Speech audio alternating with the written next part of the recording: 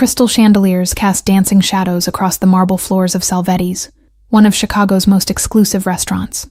Lily Adams adjusted her black uniform for the third time that evening, her hands trembling slightly, not from nerves about serving the city's elite, but from the familiar weight of hiding who she really was. At 21, Lily had perfected the art of invisibility, moving through the restaurant like a ghost with a rehearsed smile. She'd been working at Salvetti's for 6 months now, grateful for a job that paid enough to cover her tuition at the local college, where she studied linguistics and international relations. "Table 9 needs their wine refilled," called Heather, the head waitress, barely glancing up from her reservation book. "And try not to spill anything on Mr. Corsetti tonight. He's already complained twice about the temperature in here." Lily nodded, gathering the bottle of Barolo that cost more than she made in a week. Dante Corsetti. Even his name sounded dangerous. She'd been serving his table for 2 months now, and he'd never once looked at her as anything more than a piece of the restaurant's decor. The dining room hummed with the quiet conversations of people who never worried about rent, about medical bills, about whether they'd have enough left over for groceries after paying for textbooks. Lily knew that other world intimately. It was the world she'd escaped from when she'd left her small hometown. "Excuse me, miss." The voice was sharp, commanding, with just a hint of impatience that made Lily's spine straighten automatically. She turned to find Dante Corsetti standing closer than she'd expected, his dark eyes fixed on her with an intensity that made her stomach flutter inappropriately. He was tall. She had to tilt her head back to meet his gaze, with jet black hair that looked like it had been styled by someone who charged more per hour than Lily made in a day. His suit was immaculate, definitely Italian, unmistakably expensive, and on anyone else might have seemed ostentatious. "Your wine, sir," Lily said softly, lifting the bottle slightly. She tried to ignore how the overhead lights caught the strong line of his jaw, the hint of stubble that suggested he'd been too busy for a proper shave. "Not for me." Dante gestured toward the elegant woman sitting at the table behind him. "My mother. She's been trying to get your attention for the past few minutes." Lily's gaze shifted to the woman, and her heart clenched. Mrs. Corsetti was probably in her early 60s with silver hair pulled back in a classic chignon and kind eyes that seemed to hold a universe of stories. She was making subtle hand gestures, her face lit with a hopeful smile. Without thinking, Lily set the wine bottle on the nearest table and approached Mrs. Corsetti. "Good evening," she signed, her hands moving with practiced grace. "How may I help you?" The woman's face transformed with delight, her hands dancing as she responded. "Oh, how wonderful. I was hoping to compliment the chef on the risotto. It reminds me of what my grandmother used to make in Naples years ago. I'll make sure he receives your kind words," Lily signed back, genuinely smiling for the first time all evening. "Would you like me to ask him about the preparation? I believe he uses a special saffron blend from Sicily." Behind her, Lily was vaguely aware that the entire restaurant had grown quieter, but she was focused on Mrs. Corsetti's animated response about her childhood in Naples and how few people took the time to really communicate with her. "You're very kind," the older woman signed. "Most people just smile and nod when they realize I'm deaf. Your signing is beautiful. Where did you learn?" "I grew up with a deaf cousin," Lily replied automatically, then froze as she realized what she'd just revealed. She'd been so careful to keep her past hidden, to build a new identity far from her family connections in Boston. "A deaf cousin?" Dante's voice cut through the moment like a blade. He was staring at her with an expression she couldn't quite read. "You're full of surprises, aren't you?" Lily felt the familiar panic rising in her chest. She'd been so careful for so long, and now one moment of genuine human connection had cracked her carefully constructed facade. It was just something I picked up as a child, sir. Nothing important." "Nothing important?" Dante stepped closer, his voice dropping to a tone that somehow felt more dangerous than when he'd been demanding. "You speak sign language fluently. What else are you hiding, Lily Adams?" The question hung in the air between them like a challenge. Lily could feel the eyes of other diners on them, could sense Heather hovering nervously nearby, probably calculating how much trouble Lily was about to cause. "I should get back to work," Lily said quietly, reaching for the wine bottle. Her hand was trembling visibly now, and she silently cursed her inability to maintain composure. "Wait." Dante caught her wrist, not roughly, but firmly enough to stop her movement. The contact sent an unexpected jolt through her system, and she saw something flicker in his eyes that suggested he'd felt it too. "I'm sorry," he said, his voice gentler now. "That was unnecessarily harsh. My mother doesn't connect with many people. Your kindness means more than you know." Lily's first instinct was to pull away, But something in Dante's expression stopped her, a flicker of vulnerability beneath the power and confidence. "Your mother is lovely," she said softly, meeting his gaze. "She was telling me about her childhood in Naples." 3 days later, Lily found herself unable to stop thinking about the interaction with the Corsettis. She'd expected to be fired for drawing attention to herself, but instead, Heather had handed her an envelope containing a generous tip and a handwritten note. "Thank you for seeing my mother. DC." The Tuesday evening crowd at Salvetti's was thinner than usual, allowing Lily to catch her breath between tables. She was refilling water glasses when she felt it, that unmistakable sensation of being watched, raising goosebumps along her spine. Dante sat alone at his usual table, his dark eyes tracking her movements across the restaurant. Unlike his usual dining companions, serious men in expensive suits who spoke in hushed tones, tonight he was alone, almost as if he was waiting for something, or someone. "Mr. Corsetti would like to speak with you when you have a moment," the restaurant manager whispered as he passed Lily, his tone making it clear this was not a request. "And Lily, be careful. That family isn't known for their forgiving nature." With trembling hands, Lily approached the table, notepad clutched like a shield. "Good evening, Mr. Corsetti. How may I help you?" She was proud of how steady her voice remained despite the hammering of her heart. "Sit down, Lily," Dante said, gesturing to the empty chair across from him.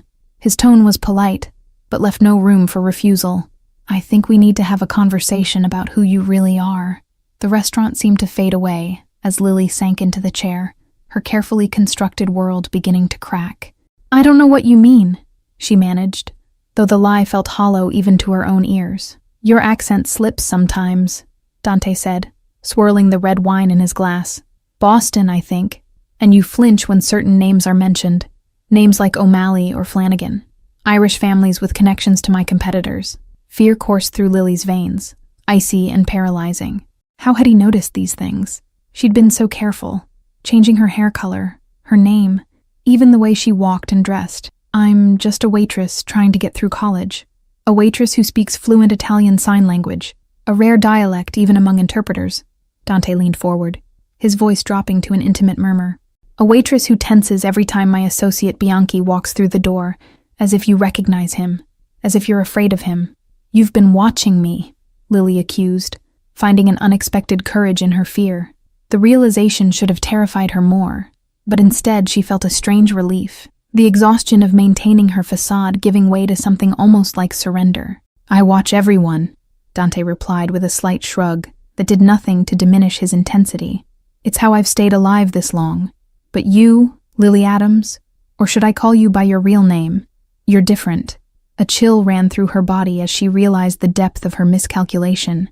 She had chosen this restaurant because it was far from Irish territory, never imagining she'd end up serving one of the most powerful figures in the Italian syndicate. "My mother thinks you're an angel," Dante continued, surprising Lily with the gentleness in his tone. "She hasn't stopped talking about you since that night. She says you have kind eyes despite the fear you carry." Lily's fingers twisted nervously in her lap, the weight of her secrets suddenly unbearable. "Your mother is perceptive, but she doesn't know who I am, who my family is. If she did, she wouldn't be so welcoming. She knows more than you think," Dante said cryptically, his dark eyes studying her with uncomfortable intensity. "The question is, what are you doing here, serving tables at a restaurant frequented by your family's sworn enemies?" Outside the restaurant window, rain began to fall, streaking the glass and blurring the city lights into watercolor smudges. It matched Lily's blurring reality, the clear lines between safety and danger washing away with every word exchanged. "I'm not what you think," she whispered, her voice barely audible above the restaurant's ambient noise. "I left that life. I'm not part of my family's business. I never was." Dante's laugh was surprisingly gentle, almost sad. "No one ever truly leaves, Lily, especially not O'Malley, especially not the daughter of Patrick O'Malley, whose hatred for my family spans generations." Lily felt the blood drain from her face. He knew. Of course he knew. "My father disowned me 2 years ago when I refused to marry into the Sullivan family to cement their alliance. As far as he's concerned, I no longer exist." Recognition flickered in Dante's eyes, followed by something that might have been respect. "So you chose exile over being a pawn in their game. Brave. Foolish, but brave." "Not brave enough," Lily countered, thinking of the night she'd fled, taking nothing but a backpack, and the guilt of abandoning her younger siblings. I should have done more to protect my brothers and sisters before I left. A muscle twitched in Dante's jaw, the only indication that her words had affected him. Your youngest brother, Tommy. He's safe. My people have been keeping an eye on him at college in Vermont. Lily's head snapped up, shock and confusion warring on her face. You've been watching Tommy? Why would you? Her question died as understanding dawned, cold and terrifying. You've been using him to find me. Initially, yes, Dante admitted without apology. But something changed 3 months ago. Your father's right-hand man, Sean Flanagan, made a move against the boy. We intervened. The restaurant suddenly felt too small, the air too thin. Lily struggled to process what Dante was telling her, the implications sending her mind spinning in dangerous directions. Sean wouldn't... He's been loyal to my father for decades. Loyalty changes when power shifts, Dante said, his eyes never leaving her face. There's been talk that your father is losing his grip, that Flanagan has been making deals with the Russians behind his back. Outside, a black SUV pulled up to the curb, its windows tinted against prying eyes. Dante glanced at it briefly before returning his attention to Lily. Your family is imploding, and the fallout is going to be catastrophic for everyone involved. Lily felt sick, her carefully constructed new life crumbling around her. Why are you telling me this? What do you want from me, Dante? Because my mother likes you, he said with a wry smile that didn't reach his eyes. And because I need someone who knows Flanagan's habits, his hiding places, his weaknesses. Someone who grew up watching him operate. The implication hung between them, absurd and impossible. You want me to help you take down my father's organization? I left that world. I don't know anything about their current operations. Dante reached across the table, his fingers brushing against hers in a touch that felt both threatening and oddly reassuring. What I want is to prevent a war that will leave dozens of bodies in its wake, including your siblings. Lily pulled her hand away, fighting the unexpected electricity of his touch. You expect me to believe you care about preventing bloodshed? Your family's reputation suggests otherwise. Reputations are useful tools, Dante said, his voice hardening, but they rarely tell the full story. My father built his empire on violence. I've spent 5 years dismantling the most brutal aspects of his legacy. You want me to believe you're the good guy in all this? Lily asked, disbelief evident in her voice. The restaurant had emptied considerably, leaving them in a bubble of relative privacy as rain continued to streak the windows. Dante's expression hardened. There are no good guys in this story, Lily. Just people trying to survive and maybe protect the ones they care about along the way. He checked his watch, an elegant timepiece that probably cost more than her tuition. We don't have much time. Flanagan's men have been watching this restaurant for the past 20 minutes. That black sedan across the street. He spoke without turning to look, his posture relaxed despite the danger he described. Lily's blood turned to ice as she discreetly glanced toward the window. The sedan was positioned perfectly to monitor the restaurant's entrance, its occupants hidden behind tinted windows. How did they find me? A waitress approached their table with nervous energy, placing a dessert menu between them as cover. There's a man at the bar asking questions about you, she whispered to Lily. Showed your picture to the bartender. Irish accent, scar above his right eye. Declan, Lily breathed, recognizing the description of her father's most ruthless enforcer. The man who'd broken her cousin's legs for skimming from collection money, who handled problems that needed to disappear permanently. Dante's expression remained unchanged, but Lily noticed the subtle shift in his posture, coiled tension ready to spring. There's a service corridor through the kitchen that connects to the building next door. The staff use it for smoke breaks. Lily's academic life flashed before her eyes. The linguistic scholarship she'd worked so hard for. The apartment she shared with a roommate who knew nothing of her past. The normal existence she'd carved out through sheer determination and anonymity. The same way I did, following the thread of your unusual talents. Dante's voice was matter of fact. How many people can speak that specific dialect of Italian sign language? Your kindness to my mother painted a target on your back. He slid a cell phone across the table, sleek and obviously untraceable. Take this. My driver will meet you at the back entrance in 5 minutes. He'll take you somewhere safe while we figure this out. Panic flared in Lily's chest. My roommate, my classes, I can't just disappear. People will notice. She thought of her carefully constructed life, her upcoming linguistics exam, the half-finished paper on her laptop. Your roommate will be told you had a family emergency. Your professors will receive emails asking for extensions. Dante's efficiency was both reassuring and terrifying. But if you walk out the front door, Flanagan's men will make you disappear permanently. Lily stared at the phone, the reality of her situation crashing down around her. This wasn't a negotiation. It was her only chance at survival. Why would you risk helping me? I'm nothing to you. Worse, I'm an O'Malley. Because I've spent 2 months watching you study until dawn, donate half your tips to a homeless shelter, and treat my mother with more dignity than most of my associates. His voice softened almost imperceptibly. You deserve better than being collateral damage in Flanagan's power grab. Before she could respond, Dante's phone vibrated with a text. His expression darkened as he read it. They're making a move. Go now. Through the kitchen, down the hall. Last door on the left. Carlo is waiting with a black SUV. Lily rose on shaky legs, clutching the phone he'd given her like a lifeline. What about you? Won't they recognize you leaving? Let me worry about myself, Dante said, his smile predatory in a way that reminded Lily exactly who he was beneath the expensive suit and cultured manners. I've dealt with worse than Sean Flanagan's thugs. 3 weeks later, Lily stood at the window of a lakeside safe house, watching dawn break over the water. The cabin belonged to Dante's family, a peaceful retreat where generations of Corsettis had escaped the pressures of city life and family business.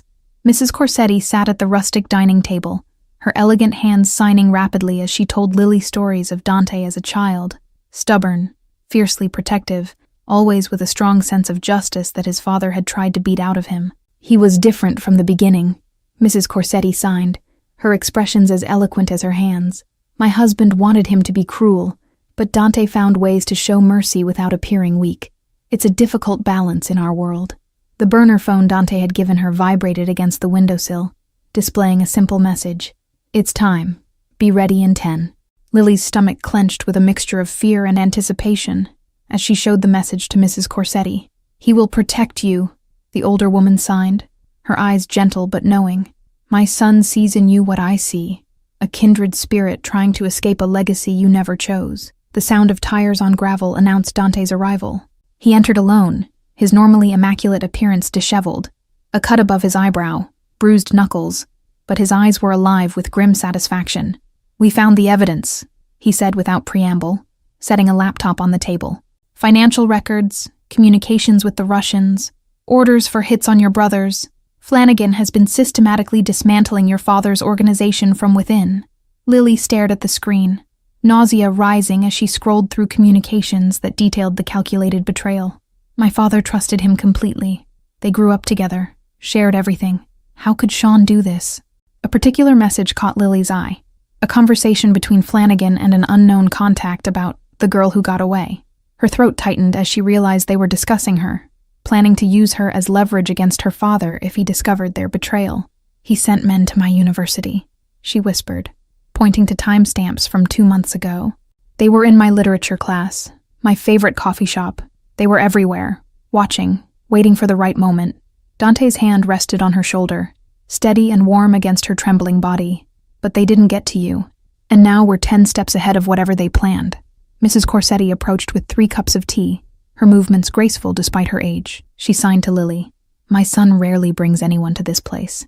It has been our sanctuary since he was a boy, the only place his father never tainted with violence.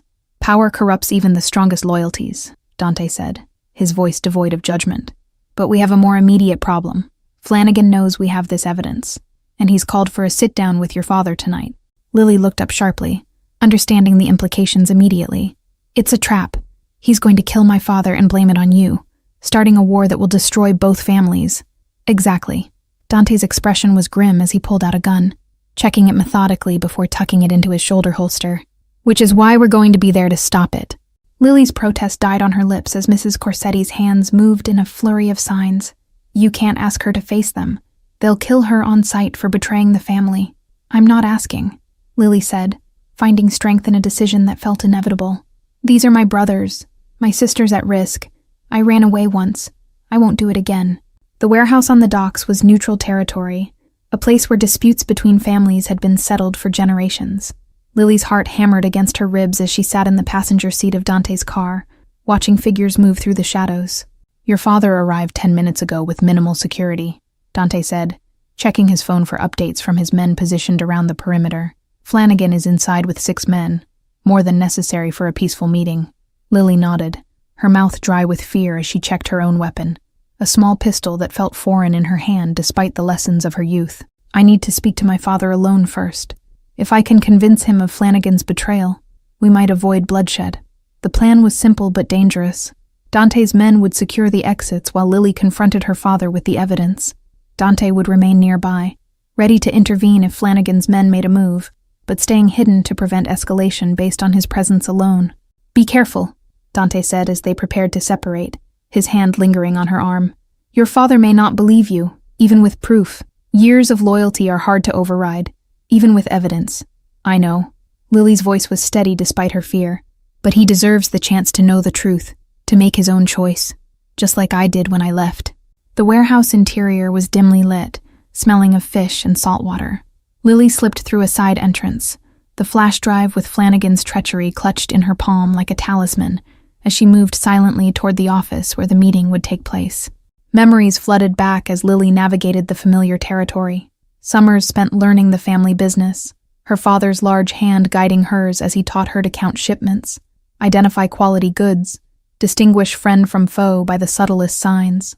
The weight of her gun pressed against her lower back, a cold reminder of the path she'd rejected, and the violence she now willingly embraced to protect what remained of her family. The irony wasn't lost on her, how far she'd run only to circle back. Hidden in alcoves throughout the warehouse, she spotted Dante's men, identifiable by their stillness, their watchful eyes, their strategic positioning. Among them was Carlo, Dante's most trusted lieutenant, who had spent the past weeks teaching Lily defensive tactics, while sharing stories of how Dante had gradually transformed their operations. Through the shadows, Lily caught glimpses of her younger brother, Sean Jr., positioned as security near the main entrance, taller than she remembered, his face harder, eyes constantly scanning for threats. Her heart ached at the man he'd become in her absence, wondering if he would recognize her or shoot her on sight as a traitor. Through a crack in the door, she could see her father, older than she remembered, the lines in his face deeper, his once robust frame slightly stooped. Facing him was Sean Flanagan, his expression solicitous but eyes cold as he poured drinks for them both. Patrick, we've known each other too long for secrets, Flanagan was saying, his voice carrying the lilt of their shared Irish homeland. The Italians are moving against us. This meeting tonight is just a distraction while they target your children. Lily's breath caught as she watched Flanagan slide a glass toward her father, the same glass she'd just seen him add something to when her father had looked away. With no time to hesitate, she pushed the door open. Don't drink that, Da. He's trying to kill you. The room froze in tableau. Her father's shock, Flanagan's rage, the guards reaching for weapons. Lily? Her father's voice cracked with disbelief. My God, girl, where have you... She's with the Corsettis now, Patrick. Flanagan cut in, his hand moving toward the gun at his waist. Sleeping with the enemy. Can't you see this is their trap? Lily stepped forward, sliding the flash drive across the table. Check the files, Da. Bank transfers to the Russians. Orders for hits on Tommy and Sean Jr. In communications planning your murder tonight. He's been betraying you for years. What happened next unfolded in a blur of motion and sound. Flanagan lunging for the flash drive, guards drawing weapons, her father's roar of rage as he knocked away the poisoned drink. Then Dante was there, appearing from shadows she hadn't known concealed him, his gun trained steadily on Flanagan. It's over, Sean, her father said, his voice deadly calm as he examined the evidence on a laptop one of his men provided. His eyes, when he raised them, contained a fury Lily remembered from childhood. Cold, calculating, and promising retribution. 6 months later, Lily stood in the garden of the Corsetti family estate, watching Dante's mother tend to her prized roses. The aftermath of that night had redrawn the boundaries of Chicago's underworld, her father retiring to Ireland, passing leadership to her oldest brother, with strict instructions to maintain the new peace with the Corsettis. Flanagan had disappeared that night, officially. Unofficially, Lily knew that some betrayals could only be answered one way in their world. She had made her peace with that knowledge, understanding that sometimes survival required difficult choices. You're pensive today, Dante said, appearing beside her with 2 cups of coffee, his free hand finding hers with easy familiarity. The past months had transformed their unlikely alliance into something neither had expected, respect becoming trust, trust becoming affection, affection deepening into love. Just thinking about how different things might have been, Lily replied, watching Mrs. Corsetti, who was now teaching sign language to a group of Dante's associates, part of her campaign to make the organization more inclusive and community-focused. Dante followed her gaze, his expression softening. Different, but not better. Sometimes the most unexpected paths lead us exactly where we need to be. He pressed a kiss to her temple, his lips lingering against her skin. No regrets? No regrets, Lily confirmed, turning to face the man who had helped her find the courage to reclaim her voice and her family, even as she built something new from the ashes of their shared violent histories. Together, they were writing a new chapter, one where old enemies became allies, where sign language could bridge worlds, and where a shy waitress and a reluctant mafia boss could find redemption in each other's arms.